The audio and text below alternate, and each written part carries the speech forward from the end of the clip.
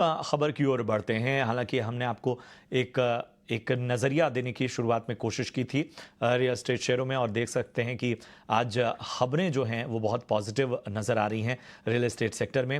Real estate शेयरों में आज शानदार रफ्तार हमें नज़र आ रही है। शोभा और डीएलएफ करीब 8 से 13% तक का यहाँ पर उछाल नजर आ रहा है। निफ्टी रियल्टी इंडेक्स 52 हफ्ते की ऊंचाई पर है। इस तेजी के ट्रिगर्स क्या हैं? हमारी सहयोगी पूजा त्रिपाठी हमारे साथ लगातार बनी हुई है। पूजा, बताइए, रियल एस्टेट सेक्टर एक अरसे से हम देख रहे हैं कि जिस तरह की एक कमबैक कहा जाएगा रियल एस्टेट सेक्टर का, वो अब थमने का नाम नहीं ले रहा है। एक जबरदस्त तेजी यहां पर नजर आ रही है।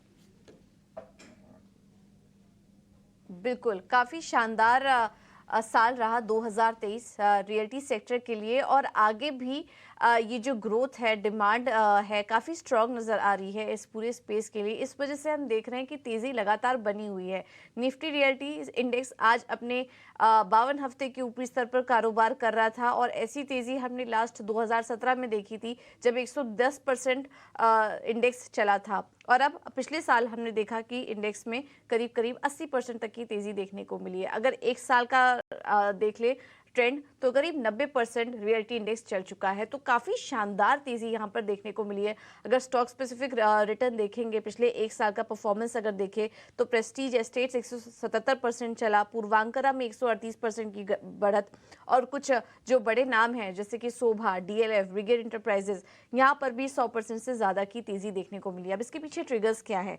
पहले तो पिछला साल काफ़ी अच्छा रहा। हाउसिंग बिक्री अपने ऊपरी स्तर पर थी, और 7 बड़े शहरों में 31% की ग्रोथ दर्ज की गई है हाउसिंग सेल्स में। 7 बड़े शहरों में इन्वेंट्री स्तर में भी गिरावट आई करीब 5% की। और 2024 के लिए भी आउटलुक काफ़ी अच्छा नज़र आ रहा है, और इनका एक्सपर्ट्स का मानना है कि लग्जरी की भी जो हाउसिंग की भी जो डिमांड है, उसमें भी कमी नहीं आएगी। 2024 में ब्याज दरों में भी कटौती की बात की जा रही है, जिससे कि सपोर्ट मिलेगा डिमांड को। और सेकेंड हाफ FY 24-25 में कुछ बड़ी कंपनियां कुछ बड़े प्रोजेक्ट लॉन्च करने का भी मन बना रही है। इस वजह से हम देख रहे हैं कि कुछ ट्रिगर्स हैं जो कि जिसकी वजह से रियल्टी शेयरों की जो तेजी है वो थम नहीं रही है। एक बार आपको प्राइसिंग ट्रेंड भी दिखाएं, तो 2023 से अगर कंपेयर 2022 से अगर 2023 कंपेयर करें, तो कुल मिला के 15% की ग्रोथ प्राइसिंग में देखने को मिली है। आगे इसमें और भी ग्रोथ देखने का अनुमान है अगर हाउसिंग की बात करेंगे तो, प्राइसिंग की बात करेंगे तो। लेकिन उसके बाद भी डिमांड यहाँ पर कम होने का नाम नहीं ले रही है। तो और इसके अलावा कुछ रिपोर्ट्स भी जो आ रही हैं वो भी काफ़ी पॉजिटिव है। और आज हमने देखा कि शोभा पर एक पॉजिटिव रिपोर्ट आई। मोतीलाल ओसवाल की टॉप पिक थी कंपनी, और आगे जो टारगेट देख रहे हैं वो 1400 रुपये प्रति शेयर का है। मजबूत पाइपलाइन की बात की जा रही है, प्री सेल्स को सहारा मिलेगा, बैलेंस शीट मजबूत हो रही है। तो ये भी रिपोर्ट्स काफ़ी पॉजिटिव थी, और ये तमाम फैक्टर्स है जिसकी वजह से हम देख रहे हैं कि रियल्टी स्टॉक्स आज चल रहे हैं। बहुत बहुत शुक्रिया करेंगे पूजा आपका इस ख़ास रिसर्च के लिए और तमाम बातों के लिए। हमने देखा कि किस तरह से जो शहर हैं वहाँ पर इन्वेंट्री भी घटी है, और तमाम फाइंडिंग्स जो हैं वो आपके सामने पूजा ने रखा। चलिए, रियल एस्टेट सेक्टर पर एक ज़रा और बड़ा नज़रिया लेने की हम कोशिश करते हैं। राहुल जी, वैसे तो हम लगातार इस सेक्टर पर चर्चा कर रहे हैं, लेकिन ज़रा बताइए यहाँ से आपकी रणनीति क्या होगी अगर हम रियल एस्टेट स्टॉक्स को देखें? नहीं, मेरा प्रशांत मानना है कि बहुत ही बेहतरीन तरीके से परफॉर्मेंस आई है पिछले पूरे साल में। और इस साल भी मुझे लगता है, जैसे अभी हमारे साथी बता रहे थे, मुझे लगता है कि डेफिनेटली यहाँ पे बहुत अच्छा पोटेंशियल है। और जो लार्ज जो नेम्स हैं यहाँ पे, मुझे लगता है कि जैसे डीएलएफ आप लें या लोधा लें, यहाँ पे बहुत अच्छे अभी भी पोटेंशियल है आगे आने वाले समय के लिए। यहाँ से भी मुझे लगता है कि जिस तरीके की परफॉर्मेंस इन स्टॉक्स ने दिखाई है, ओवरऑल पूरे पैक नहीं, उस तरीके से देख के लगता है कि बहुत ही अच्छी चाल आपको आने वाले समय में भी दिखेगी। हाँ, ये ज़रूर हो सकता है, क्योंकि हमें इतनी बड़ी मोमेंटम हमें मिली है, तो कुछ समय में आपको इसमें प्रॉफिट बुकिंग भी आती हुई दिखे।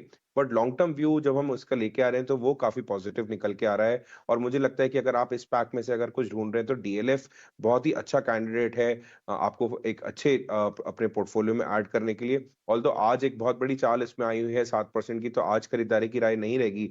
पर मुझे लगता है कि अगर आपका लॉन्ग टर्म व्यू है, तो आप डीएलएफ जैसे शेयर को एक्यूमुलेट कर सकते हैं एवरी डिक्लाइंस पे।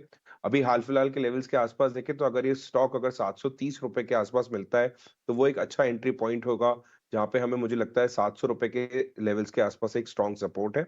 और फर्दर जर्नी मुझे लगता है कि डीएलएफ आपको 900 साढ़े 900 रुपए तक जाता हुआ दिख सकता है। इसके अलावा एक और स्टॉक है स्वान एनर्जी लिमिटेड, जिसमें जो कि रियल्टी स्पेस से थोड़ा जुड़ा हुआ है और मुझे लगता है 526 523 रुपए के आसपास अभी ट्रेड कर रहा है। यहाँ पे ये स्टॉक एकदम ब्रेकआउट आज हमें डेली चार्ट्स पे दे रहा है और मुझे लगता है कि यहाँ से स्वान एनर्जी आपको 550 के लेवल्स तक जाता हुआ दिखेगा। तो यहाँ पे निवेश करने की राय रहेगी, यहाँ पे ₹500 के स्टॉप लॉस के साथ में आप अपना ट्रेड बना सकते हैं for the levels of 550 to 516 Swan Energy. DLF को एक्यूमुलेट कर सकते हैं और स्वान एनर्जी पे खरीदारी की राय है। पर वैशाली